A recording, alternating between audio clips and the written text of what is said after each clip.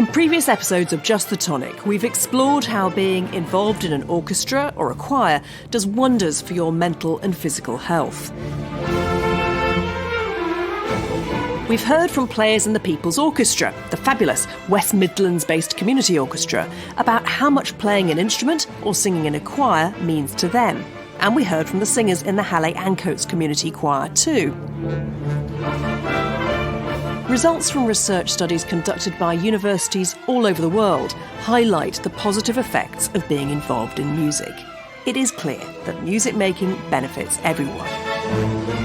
However, not everyone has access to the same opportunities, and that has been particularly true of classical music. It's just not been a level playing field, particularly for people from ethnically diverse communities. So, in this episode of Just the Tonic, we're going to be looking at diversity and inclusivity. As the People's Orchestra say, music has no prejudice, music has no limitations, music is for everyone. So, how can classical music be more open to including people from all backgrounds? I'll be speaking to Bradley Wilson, who's a student at the Royal Conservatoire of Birmingham. He plays trumpet in Chineke, and he's one of the People's Orchestra's newest conductors. I was talking to someone who said, I sit in an orchestra and I realise I'm the only one there with huge, big, curly afro hair. Things like that you don't realise can affect people and can sort of make you feel included or excluded.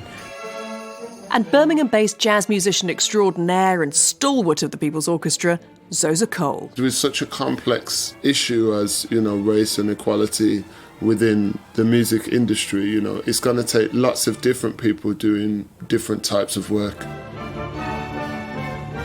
And I'll be speaking to Chi-chi Nwanoku, who created the Chineke Orchestra to provide career opportunities for up-and-coming black and ethnically diverse classical musicians. We're overpopulated in reggae and hip-hop and rap, and we have just as much input to contribute and share and benefit from in the classical music industry. First up, let's hear from Bradley Wilson. Okay, we should go from the beginning.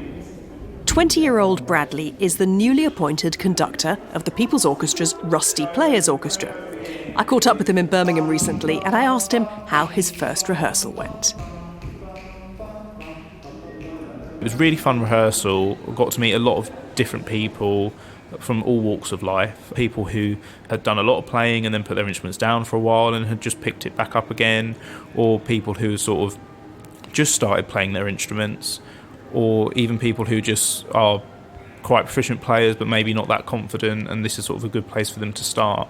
So it was sort of a very nice mixed blend of people, mixed blend of abilities. In terms of musical standard, you said it's quite a diverse group, but in terms of the sort of people who are coming along, are they mostly people from the Birmingham area? Are there a diverse group of people? So yeah, a lot of people there were from the area, but it was quite representative of Birmingham, which I think is something you actually don't see all that often in like the sort of professional music scene in Birmingham, or anywhere really. When I go to concerts in Birmingham, like classical concerts, or even in the conservatoire, you can sort of be walking to and from a gig and see a huge range of people. But as soon as you get in, you feel like you've gone back in time or you're in a completely different country because sort of everything changes. But it was sort of the first group I'd conducted that I felt it was a really good representation of what Birmingham actually is.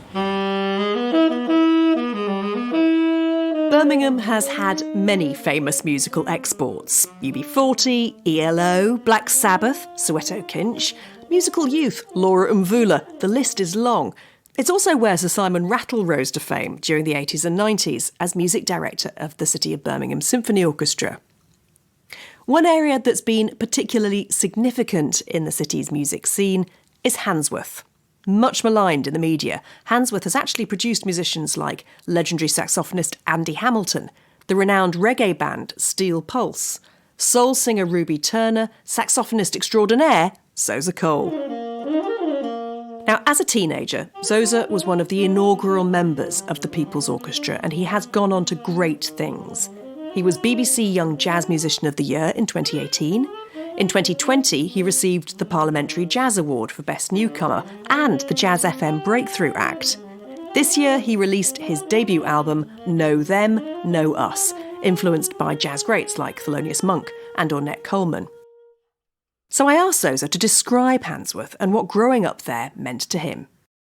Handsworth, particularly the part of Birmingham that I'm from, and Birmingham as a whole, you know what I mean, it's a big inner city, and it's had a lot of various generations of immigrant communities over the past kind of 100 years, really, you know. Early on, it was the Irish community that was in Birmingham, you know, and then the Windrush generation comes along, is the next big immigrant community that makes its way into this very soulful vibe area of Handsworth, which one of my mentors, Lekan Babalola, likens to Harlem, you know what I mean? It gets that bad rap, but artistically it's a very, very, very special place. So that's kind of the 60s and 70s. And then you have many people from various parts of Asia, Bangladesh, Pakistan, India, that come in, and they get bad rap for, you know, all the reasons in the media as well. And then the Eastern Europeans come and they get a really bad rap. But this whole time, you know, this is an amazing hub of a place where there's so many different intermingling communities and things happening and vibrancy that, of course, artistically and culturally, it's going to be very rich and diverse, you know what I mean? That's not to say it's without its problems, but also a big part of the difficulties can be attributed to, you know, a lack of support from the council and the government, you know what I mean? It's like when you've got areas that are underfunded and you've got all this dormant talent, if people aren't provided with an outlet, that energy is going to go somewhere, you know what I mean? And oftentimes that energy can be then misplaced. But I was lucky in that the energy that I had and the capacities that I might have had have been able to be fulfilled through various arts programs, localised. I value every time I walk down the street in Soho Road in Birmingham. I probably learn more about jazz than I ever would in any classes. So, you know, it's a very, very special place, you know, and I'm very honoured to be kind of part of a very long lineage of super, super, super influential and talented people. While Xhosa's education in jazz came from the musicians he met on the streets of Handsworth, he was introduced to classical repertoire during his time with the People's Orchestra. I asked Bradley Wilson how important it is that classical music becomes more diverse. I think it's sort of one of the most important things that I think in the past has probably sort of been pushed under the carpet because it is such a big thing to deal with. You tend to find, especially as a young musician and speaking to other young musicians, you go to a concert and you're sort of 90% sure that everyone watching you is going to be a lot older than you, and also if you're a black musician like me, you know you're probably not going to be playing to any other black people. It's something that I think unfortunately you get used to. I came from an interesting background because even though I call myself black, I'm mixed race. My dad's from Ghana, but my mum is from London, but I sort of never really had any contact with my dad. So even though I look like I'm from somewhere else, I was sort of brought up in a very British culture.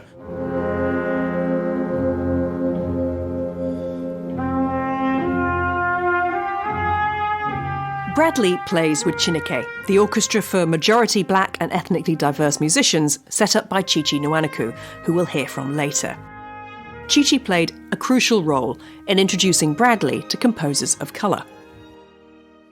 When I was sort of going between first and second year at conservatoire, I'd sort of realised that all year I'd played music by people who don't look like me, who are a hell of a lot older than I am, or dead, and also I'd indirectly been made to think that there was no music out there for me to play by anyone who came from my sort of background.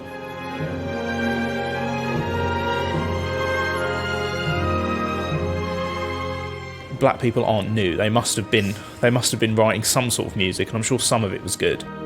Through Chineke and through speaking to Chi-chi directly, I sort of found this whole wealth of music, which at first was amazing, but then it sort of turned into a bit of, why has no one heard this? Like, why are we not playing it? That was a big eye-opener to me. That has sort of made me think, you know, how many people have wanted to start music but felt like they can't, not because they don't want to, but because they have been made to think that it's not for them. What was it like the first time you played with Chineke? Did it feel different? Was the audience different? It was the first time I'd felt sort of not out of place. It was my first sort of professional gig, so I was very nervous and wasn't really looking out in the audience. I sort of found my mum and my girlfriend and was like, oh, okay, hi, God. That's all I need to look at. And then after the concert finished, there was a standing ovation. I looked out and it was like, it sort of made me a bit teary, was seeing such a huge mix of people. And, you know, we're playing this music. We played 2 pieces that were both by black composers, and then the Grieg piano concerto. It was a fantastic experience and sort of made me feel a lot more included.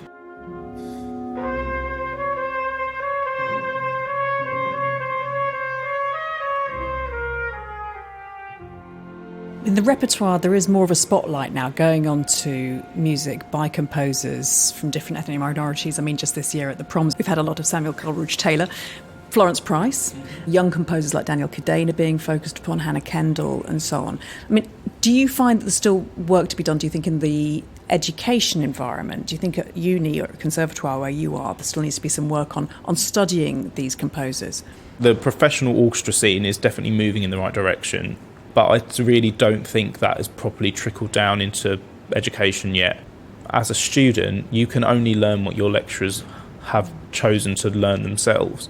And I think at a very young conservatoire level where you have a lot to do and you sort of take everything your lecturers say for gospel, it's very dangerous because you can sort of end up in a position where you think everything my lecturer tells me is what I need to know and everything they don't tell me is stuff I don't need to know. The thing is, with such a complex issue as, you know, race and equality within the music industry, you know, it's going to take lots of different people doing different types of work. So I take my hat off to people who are on the ground in those institutions trying to change them from the inside out, because I've been there and I understand how taxing and that kind of work can be emotionally as well as physically, you know, and mentally, definitely. I mean, I've been in the universities and the conservatoires and stuff, and I've benefited a lot from those experiences, but at the same time, I'm like, those places simply aren't engaging with the people that I know as part of my community. So rather than me trying to change anyone else's mind about what they want to do with their resources, let me develop some resources outside of that environment. Because then when you start your own thing, essentially what you're able to do is form a strong set of objectives and values that are uncompromising, because the conservatoires and the universities have their own set of values and objectives that have been established, you know. And if you're going into those environments trying to change that model, it's difficult work, you know what I mean? But as I say, you know, that's the kind of work that also needs doing. So Black Lives in Music are doing amazing work in kind of supporting and making those kind of changes, and I'm in close contact with them. And so I just think it's a multi-pronged thing, and people have to understand their capacity and what kind of work they want to do and how they want to engage with it. And for me, it's just staying hyper-local. So for Xhosa, it's important for him to look beyond the formal education system and set up his own arts groups in Birmingham. And of course, that's just what Sarah Marshall, CEO of the People's Orchestra, did in West Bromwich. Going back to Bradley Wilson, I asked him what his new role as conductor for their Rusty Players Orchestra would do in terms of creating opportunities. We're not asking for composers to be forgotten about, we're just asking for other ones to be remembered. So this is where you come in, you see. As a conductor of an orchestra like the Rusty Players, you have influence now on what they play. So do you feel that you're on a mission to widen the repertoire for your players now? Yeah, definitely. As a conductor, you are in a unique position where you can choose your programmes. Also with the Rusty Players, it's sort of a really good place to be doing that, because everyone is there because they simply just enjoy playing their instrument. They're not there because it's sort of the way they earn their money or anything. So it is sort of like you have that pressure off of you. Sort of one of the big barriers to come over will be finding repertoire that is playable for amateur orchestras. And then also when you are sort of then trying to find that music that comes from a more diverse background, you've then got a sort of another hurdle to get over. But I think that's where trying to get music from current composers is really useful, because they're there for you to specifically ask for music to be written in a certain way. We talked about how important it was for you, especially since Chineke's been around in the last 4 or 5 years, to have role models on stage, as well as not just the repertoire they're playing, but the actual musicians and the people standing in front of them as conductors who will make classical music seem accessible to a more diverse audience. How much responsibility do you think you've got as a black conductor and musician to try and bring more young people in from the ethnic minority community? People need someone to look at who they can relate to. So I personally feel like I have quite a bit of responsibility. Music should be for everybody, right? I mean, that has never been more clear. Have you got any immediate plans with the Rusty Players to try and increase the diversity of the group or the audience? Yeah, well, one of the things I did want to do with the Rusty Players was get them in to like doing concerts in sort of education settings. I think that's one of the biggest things is, as a young musician, you need to hear another group playing for you to be interested. If you're in a position where maybe your family aren't musical, so music isn't at home, you might have the radio on, but maybe music's not being practiced at home or something, then the only really thing you've got is live exposure, and I think there's nothing like live music to really get you involved. So that is one of the things I really want to see if we can do, is getting Rusty Players into schools, because it is such a mixed group of people. I certainly think that if I was a young musician and that a group like that came into school, I would sort of be a lot more inclined to want to start doing music, and maybe would have started at a younger age, because you sort of subconsciously feel like it's something is for you if you see people who you relate to.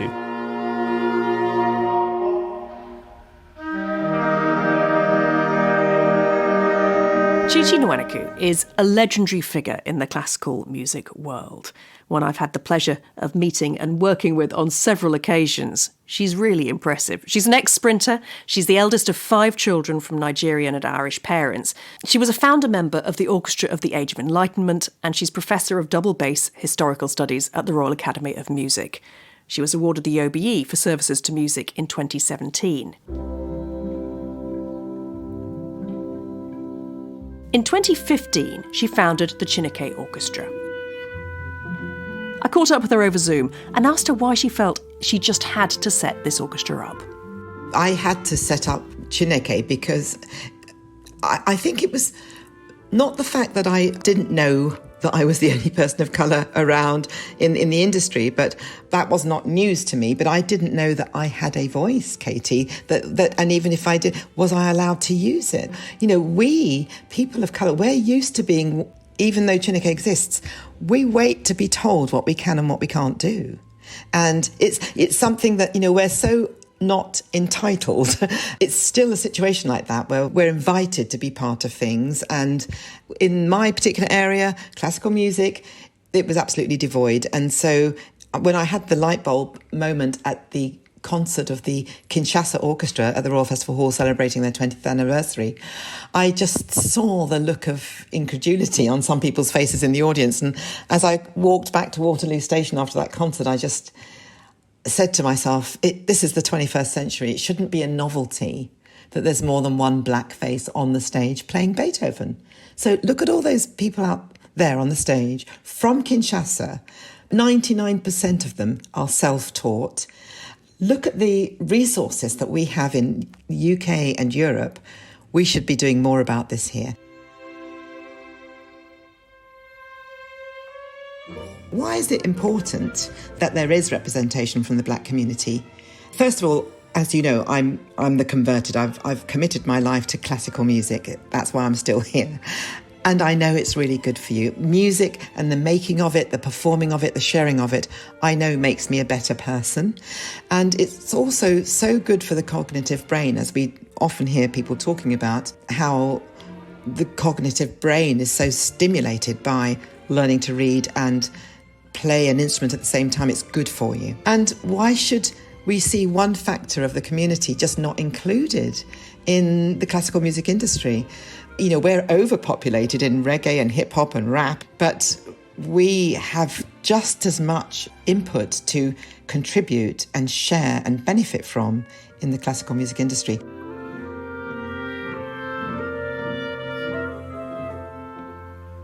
Plenty of people said, oh, you'll never be able to do it, Chi-chi. I mean, black people don't really like classical music, and then it's not really your sort of music, is it? And did people actually say that to you? People actually... Katie, if I told you... I tell you the nice bits, OK? I don't tell you the painful bits. But, you know, if you were saying this was at the beginning of your career, you know, when we were growing up in the 70s or whatever, then I kind of find that easier to believe. But you're talking about 5-6 years ago. I am talking about literally 6 years ago. When a new group on the block comes along, it terrifies some people. And the reason that people get frightened about something new turning up is because is fear of loss of power, fear of loss of earnings and income and things like that. And I just wanted to make sure, because I had plenty of people who were quite negative towards Chineke Orchestra. And at the beginning, I still get messages, you know, from people who say, well, if I was to create an all-white orchestra, in fact, colleagues have told me this, that they've heard people saying that. If we were to create an all-white orchestra, we'd get into loads of trouble. And then my colleagues have said to them, but we are an all-white orchestra. and anyway, Chineke is a majority black and ethnically diverse orchestra. It's not an all-black orchestra. And when people call us the all-black orchestra, I can't tell you how attacked I get. And when people say, are you now a racist, Chi-chi? You know, I grew up with a black parent and a white parent and a completely open mind with this. And I've played in the industry for 35 years before creating Chineke. And not once, if you ask any of my colleagues over those 3 decades, not one person could ever say that I raised the colour card or even said the word racism or anything like that. I just never did. I just got on with things. What was it like when you started in the industry? Did you feel that you were having to push at a very heavy door? I knew I had to be brilliant. And having come from being a sprinter, I had to win all the time. With music, you don't come on the stage to get to the end of the piece before everybody else, of course. You want to do it in a really collaborative way. And it was like being part of the relay team, you know. But I was told, you know, I wasn't going to have a career because I was playing a man's instrument. I was too short. I'm only 5'0", as you know. And there was something going on with my skin that might not help me very much. And I just thought, well, OK, you're telling me all these things and perhaps you're being kind by warning me. But I'll tell you what, I'm just going to carry on working at it anyway and just see where I can get. And even today, Katie, if you go to whichever Academy of Music you go to study at, you might graduate with a first-class honours, but there's no guarantee you're going to get any work. At the moment, most of the people of colour that I know who have an actual position in some of the world's top orchestras, you know, they all have principal positions, like Anthony McGill, principal clarinet at the New York Phil. He used to be principal at the New York Met. Billy Hunter, principal trumpet at the New York Met.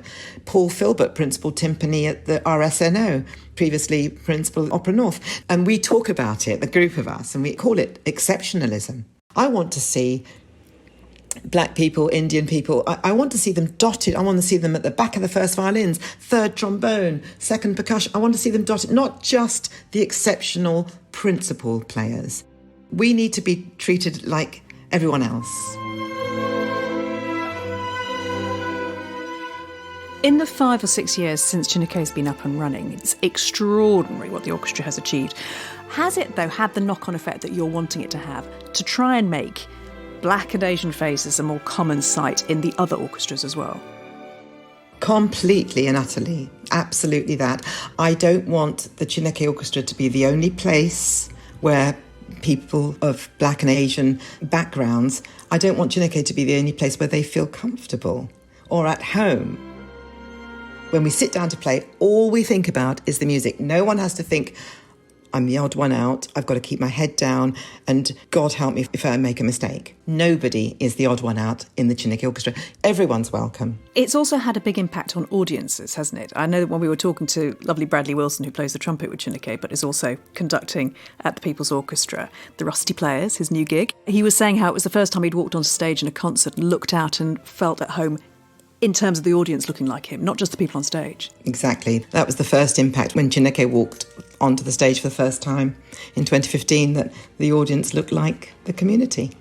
And, there are old-timers and seasoned concert goers. Then there are all these people who've never been to a concert before who just come with their own new energy and their own new responses to music. And lots of them had never heard Beethoven 7 or Brahms before or the Coleridge-Taylor, but they just felt part of it. They felt included. We cracked that door open for them. And what's beautiful for me now is that some of those people go back to concerts at the South Bank whether we are playing or not, which is fantastic. That's what we want to see. One of the perhaps less expected benefits of Chineke and the way you've grown has been, of course, the spotlight you've shone on a black repertoire as well. And the composers who are now becoming mainstream. You mentioned Coleridge-Taylor. Why was he not mainstream before? I mean, the guy was a genius, right? Now, that is very gratifying. But, I mean, is enough of that happening, do you think? Almost every day of the week, we'll hear composers of ethnicity on BBC radio and classic as well. It is absolutely important for everyone. And some of my Chineke colleagues, they say to me, Chi-chi, but, we talk about the great canon. And why are we not in the canon? Why are we nowhere in the great canon? How do you get into the great canon? And I say, repetition. That's why if we keep repeating the music of Coleridge-Taylor, people are now falling in love with it. And I know that a lot of orchestras are thinking about what they are doing to develop the culture within their organisations, because that's what needs to happen. For anybody listening who is maybe part of an orchestra, whether it's professional or community, amateur, school, how best can they get on board with this great new movement that you've started? Because, I mean, there's no question it's a good thing, right? But some people might think, well, where am I going to find the kids who want to play classical music from an ethnic minority background? We might be in the minority in the classical music industry, but in the lower income areas, we're in the majority. To learn an instrument, it costs money. You've got to own an instrument or borrow one, or, you can't afford to rent. I mean, I had somebody who works in a menial job at the Royal Academy of Music, and her son is trying to play the double bass, and it's costing her, I think, £50 or £100 a month to rent a double bass. And he's 8. I mean, imagine that over the years. I mean, she just needs someone to give her one for him to use. And then you've got to have one-to-one classes, and that's all very expensive. Access points are not equal. So a lot of the kids in the primary schools, state schools, are not getting access and opportunities on instruments. So that needs to be addressed. And then we need to do something about the culture within the organisations for those people who take that study right the way through into tertiary education and then imagine that they're going to be a professional. And there's a terrible fear around at the moment. We've come to kick people out of their jobs. We're actually creating more jobs for composers and players that are going to amplify this industry. We're not taking anything away from it. And, the sooner people accept that, the better.